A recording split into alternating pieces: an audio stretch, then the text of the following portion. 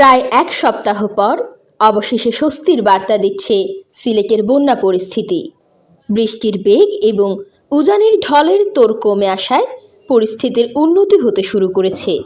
কমছে নদ নদীর পানি, প্লাবিত অঞ্চলগুলো থেকে পানি নামছে ধীরে ধীরে। এতে স্বস্তি বাড়ছে জনমনে। তবে পানি পুরোপুরি নেমে যেতে 4 থেকে 5 দিন সময় লাগতে পারে বলে জানিয়েছেন সংশ্লিষ্টরা। সিলেট আবহাওয়া অফিস ও সিলেট পানি উন্নয়ন বোর্ড অফিস সূত্র জানায়, সিলেটে গতকাল সন্ধ্যা থেকে বন্যার পানি কমতে শুরু করেছে। আজও পানি কমা অব্যাহত আছে। বন্যা পরিস্থিতি উন্নতির পেছনে বৃষ্টির পরিমাণ কমে আসাকেই মুখ্য কারণ হিসেবে দেখছেন সংশ্লিষ্টরা। সিলেটে গতকাল থেকে বৃষ্টির পরিমাণ অনেকটাই কমে এসেছে। বৃষ্টির হার কমেছে সিলেটের উজানের ভারতের মেঘালয়, আসাম প্রভৃতি সীমান্তবর্তী প্রদেশগুলোতেও। যেমনটি বাংলাভিউকে বলেছিলেন সিলেট পানি উন্নয়ন বোর্ডের উপবিভাগীয় প্রকৌশলী AKM নিলয় পাশা।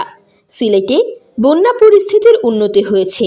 সুরমা ও কুশিয়ারা নদীর পানি গত 24 ঘন্টায় 13 সেন্টিমিটার কমেছে। এই ধারা অব্যাহত থাকবে বলে আমরা আশা করছি। তিনি বলেন, বৃষ্টির পরিমাণ কমে এসেছে। কয়েকদিন ধরে মেঘালয়ের চেরাপুঞ্জিতে 250 থেকে 300 মিলিমিটার বৃষ্টি হচ্ছিল, সেখানে গতকাল হয়েছে মাত্র 25 মিলিমিটার।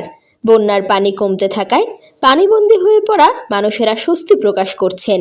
নগরীর উপশহরের বাসিন্দা মোস্তাফিজ রহমান বাংলাভিউকে বলেন, শুক্রবার থেকে পানি কমতে শুরু করেছে, পরিস্থিতির উন্নতি হচ্ছে, মানুষের মধ্যে স্বস্তি ফিরছে।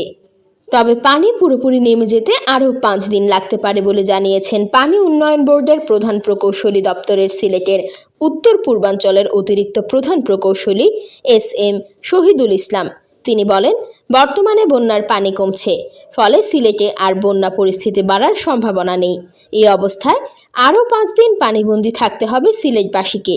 এদিকে বন্যা পরিস্থিতির উন্নতি ঘটলেও এখনও সুপেয় পানির সংকট রয়েছে সিলেট নগরীতে।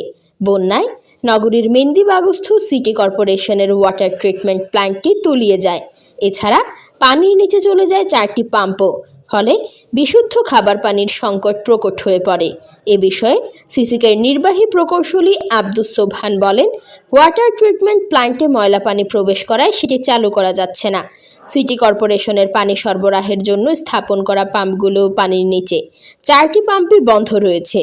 বন্যার পানি নেমে গেলে পাম্পগুলো দ্রুত সচল করা হবে।